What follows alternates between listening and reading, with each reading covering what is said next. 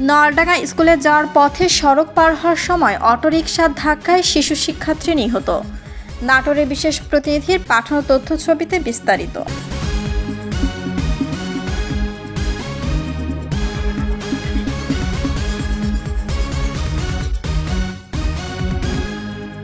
নাটোরের নলডাঙ্গায় স্কুলে যাওয়ার পথে সড়ক পার হওয়ার সময় অটোরিকশার ধাক্কায় ফাতেমা খাতুন নামে ৬ বছরের এক শিশু শিক্ষার্থী নিহত হয়েছে।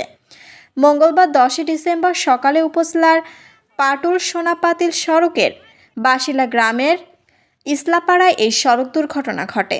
নিহত শিশু ফাতেমা খাতুন ওই গ্রামের সেলিম সর্দারের মেয়ে ও রিয়াজুল জান্নাত শিশু একাডেমি শিশু শ্রেণীর শিক্ষার্থী। নলডাঙ্গা থানা পুলিশ ও এলাকাবাসী সূত্রে জানা যায়, মঙ্গলবার সকাল 8:30টার দিকে শিশু শিক্ষার্থী ফাতেমা খাতুন বিদ্যালয়ে যাওয়ার সময় উপজেলার পাটুল সোনাপাতিল সড়ক পার হওয়ার সময় বাসিলা ইসলাপাড়া এলাকায় অটোরিকশার ধাক্কা লেগে গুরুতর আহত হয়। আহত অবস্থায় স্থানীয়রা উদ্ধার করে প্রথমে স্থানীয় হাসপাতালে নেয়।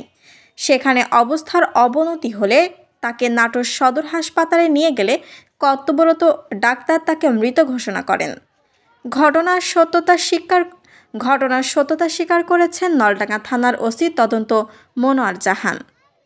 শিলা আক্তার, ডেস্ক রিপোর্ট, চ্যানেল এ নিউজ।